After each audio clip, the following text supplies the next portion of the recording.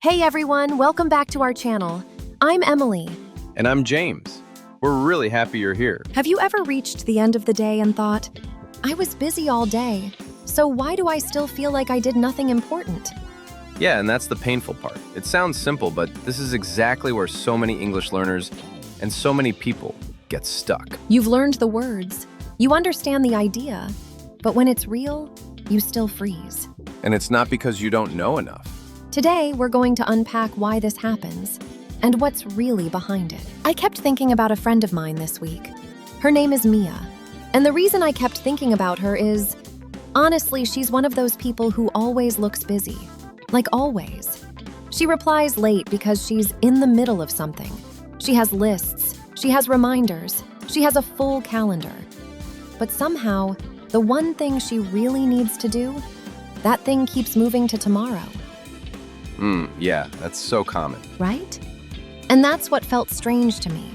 Because from the outside, it doesn't look like she's wasting time at all. It looks like she's trying. She is trying. That's why I couldn't just put her in the lazy category and move on. Exactly. And I'm glad you said that, because a lot of people do that. They look at someone like Mia, or even at themselves, and they say, I'm just lazy. But no, not always. Sometimes you're looking at a person who is tired, overwhelmed, maybe emotionally stuck, and still pushing through the day the best way they can. Yeah.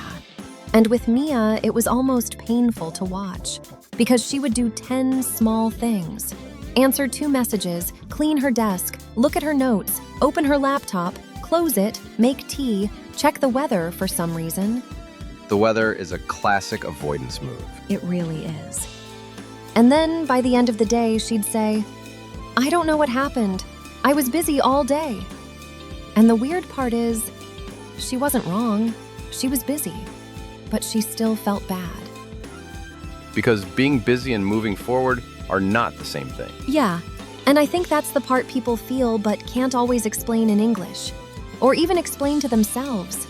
It's like, I did things, so why do I feel like I did nothing? That sentence is painfully real. It is. And I think a lot of people live inside that sentence. They do, because small tasks can make you feel safe. You can finish them. You can check them off. They give you that little moment of, okay, I'm doing something. But the important task, the real one, that one is usually harder. It's slower. It's more uncomfortable. And sometimes it asks more from you emotionally. Wait, emotionally? Yeah, not just mentally, emotionally. Think about it. The important task is often connected to pressure. Maybe it matters a lot. Maybe you're scared it won't go well. Maybe you've already delayed it, so now it carries guilt too. So when you look at it, you're not just looking at work. You're looking at pressure, fear, doubt, all mixed together. That makes sense. Because Mia had this one project she kept avoiding, and it wasn't because she didn't care. It was almost the opposite. She cared so much that every time she sat down to start, she suddenly remembered 5 other things she needed to do first. Yes, that's exactly it. People think avoidance always looks lazy, like lying on the couch and doing nothing. But a lot of avoidance looks productive. It looks responsible. It looks organized. That's why it's so hard to catch. Oh, that's good. Because if you're scrolling for 3 hours, you know you're avoiding. But if you're cleaning your inbox, planning, making a better to-do list, moving things around on your calendar, it feels almost noble. Exactly. It feels smart. It feels useful. But deep down, you know. You know there's one thing sitting quietly in the background waiting for you. And I think that's why the guilt gets so heavy. Not because you lost 1 hour, but because somewhere inside, you know what you were really doing. Yes. And that feeling builds. Day after day, it becomes this quiet disappointment. You wake up thinking, today I'll finally do it. Then the day gets full. Then the important thing gets pushed again. And at night, you feel like you betrayed yourself a little. That's such a harsh way to say it, but yeah, a little. I know, and I don't mean it in a cruel way. I mean, that's what it feels like for a lot of people. They don't just lose time. They lose trust in themselves. Wow, say that again. They lose trust in themselves. Yeah, that's strong. Because once that happens, the problem gets bigger than time management. It becomes, Can I trust myself to do the thing I said I would do? Right. And once you start doubting yourself, even small tasks feel heavier. Because now every day is not just about work, it's also about disappointment from the day before. So then it's not just, I need better discipline. It's more like, I'm carrying too much emotional weight into this one task. Yes, and that's why simple advice can feel annoying. When someone says, just focus, just stop wasting time, just be disciplined. Okay, but what if the person is not simply distracted? What if they are exhausted? What if they are scared to do the task badly? What if they don't even know where to begin anymore? Yeah, because just start sounds easy when the task is clear. But sometimes the real problem is that the task feels too big, too important, or too messy. So your brain goes, nope, let's do something smaller first. Exactly. The brain loves a quick win. It loves clear edges. Answer this email. Put that away. Rename that file. Easy. Done. But meaningful work often doesn't come with a quick win at the beginning. It starts with uncertainty. And uncertainty is uncomfortable. Very. You know what else Mia used to say?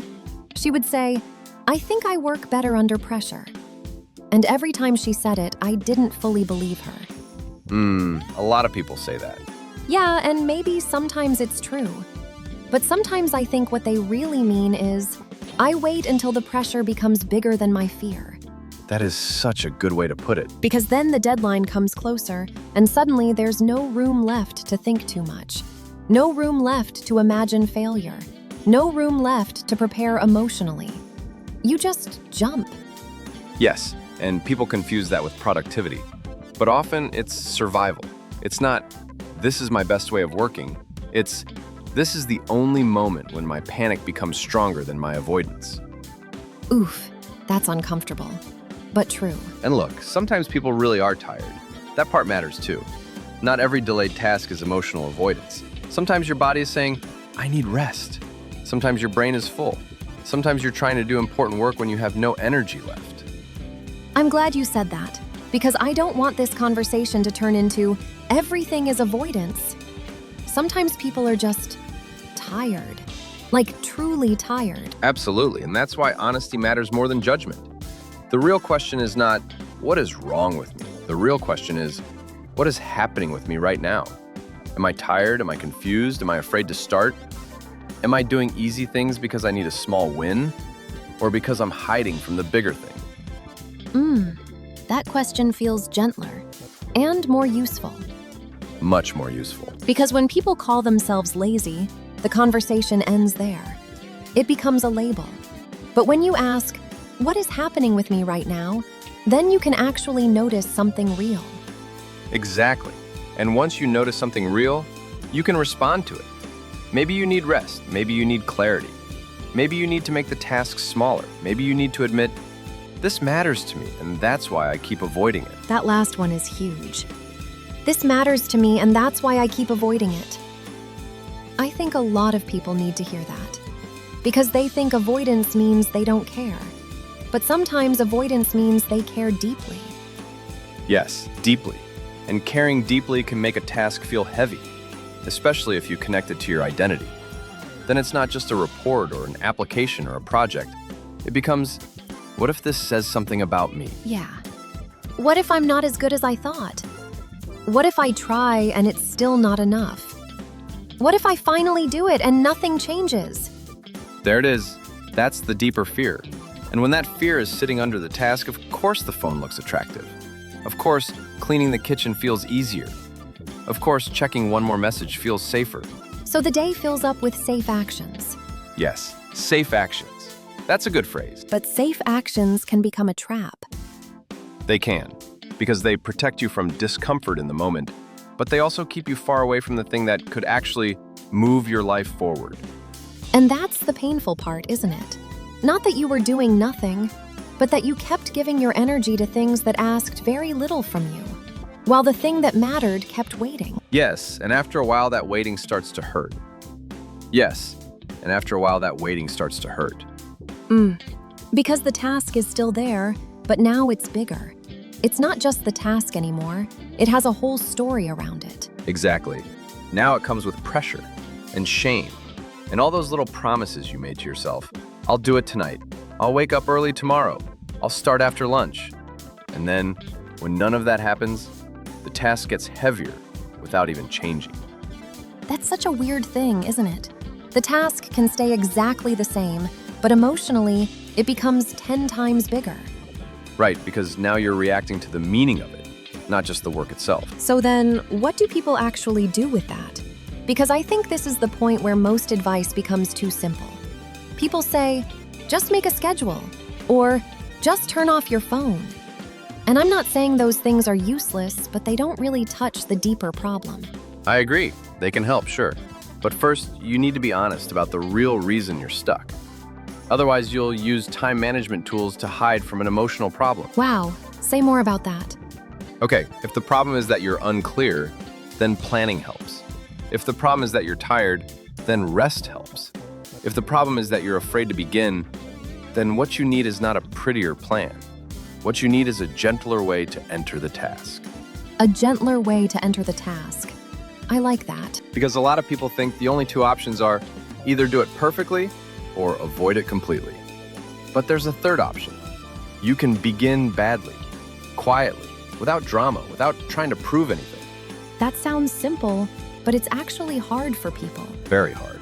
Because starting badly feels uncomfortable. It doesn't give you that perfect, inspiring feeling people wait for.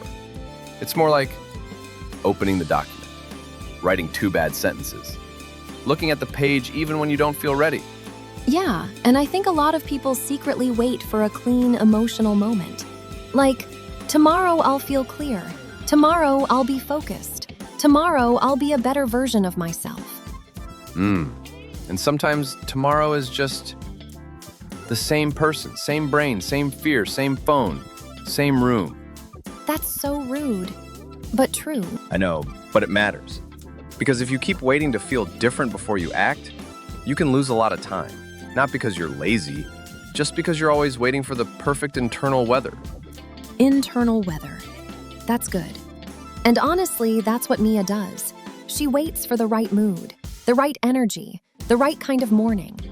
And when that moment doesn't come, she tells herself the day was just off. Yes, and look, sometimes a day really is off. That happens. But if every important thing in your life depends on a perfect mood, then those important things will keep getting delayed. So what would you say to someone in that situation? Like a real sentence, not a life quote. I'd probably say, don't ask if you feel ready. Ask what a small, honest start would look like. That's good. Because ready is emotional, but small, honest start is practical. Exactly. Maybe the small, honest start is 10 minutes. Maybe it's reading the first page. Maybe it's opening the application and only filling in your name. Maybe it's not finishing the work. Maybe it's just ending the avoidance. I love that. Not finishing the work, just ending the avoidance. Because that's often the real first step. People think the first step is productivity, but sometimes the first step is simply telling the truth. I'm not confused, I'm scared. Or, I'm not lazy, I'm exhausted. Or, I keep doing easy things because I don't want to feel bad at this. And once you say the true thing, the energy changes. It does, because lying to yourself creates more friction. If you keep saying, I just need to try harder, when the real issue is fear, then you stay stuck. But if you say, no, I'm actually afraid of doing this badly, then suddenly you can work with that. Right. Then the question becomes different. Not, how do I become a perfect, disciplined person, but how do I help myself do a hard thing today? Yes, much kinder and much more effective. I think kindness is missing from this whole topic, honestly. Time management is usually talked about in such a cold way. Like people are machines. Like if you're not using every hour well, you're failing. I know, and that approach can make people worse, not better, because shame can push you for one day maybe, but it usually doesn't build a stable relationship with your time. A stable relationship with your time. That's such a nice way to say it. Because that's really what people want, isn't it? Not just a productive day. They want to stop fighting themselves all the time. Exactly. They want peace. They want to wake up and feel like the day belongs to them a little. Not like they're already behind before breakfast. That feeling is awful. It is. So one thing that really helps is choosing the important thing earlier, before the day gets noisy. You mean before messages, errands, random little tasks, all of that? Yes, because once the day fills up with small demands, your attention gets broken into pieces, and then the important task starts to feel even heavier. So if possible, decide early. What is the one thing that really matters today? Just one? Ideally, yes. Not because you only do one thing all day, but because your mind needs a clear center. Otherwise, everything feels equally urgent, and then you end up reacting instead of choosing. That makes sense, because when everything feels important, I think people often choose the thing that feels easiest to finish. Right, completion becomes the goal, not meaning. Ooh, completion becomes the goal, not meaning. That is very real. And listen, small tasks matter too. We're not saying emails don't matter or cleaning doesn't matter. Life has maintenance, of course it does. The problem is when maintenance quietly becomes your whole day and the meaningful thing gets none of you.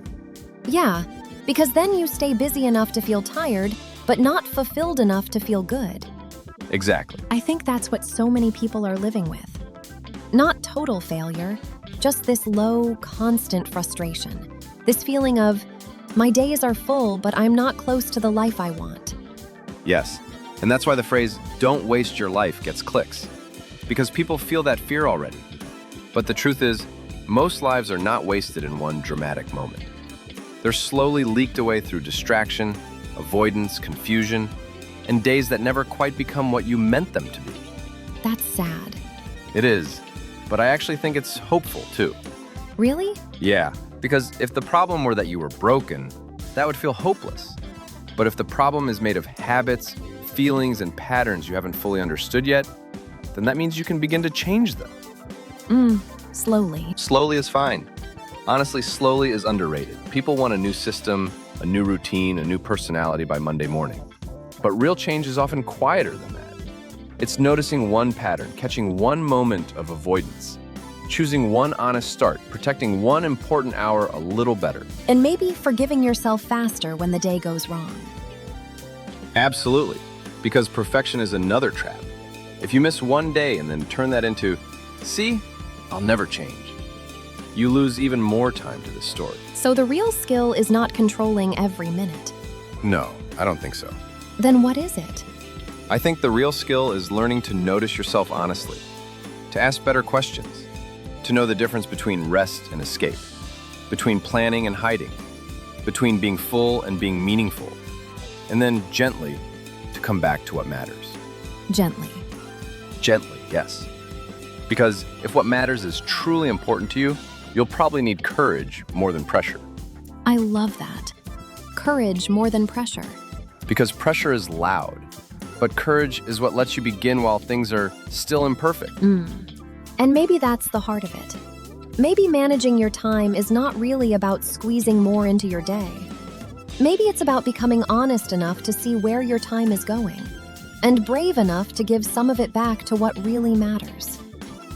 Yes, exactly that. And I think that's a much kinder conversation than, stop wasting your life. It is, but maybe also a more useful one. Yeah, because most people already feel guilty. They don't need more guilt. They need clarity. They need language for what's happening. And maybe they need to hear that being stuck does not mean being lazy. Right, it might mean you're tired. It might mean you're overwhelmed. It might mean you care a lot. It might mean you're afraid. But whatever it is, you can start by being honest about it. Just not in a dramatic way. No, not dramatic, just true. I like that. Just true. Just true.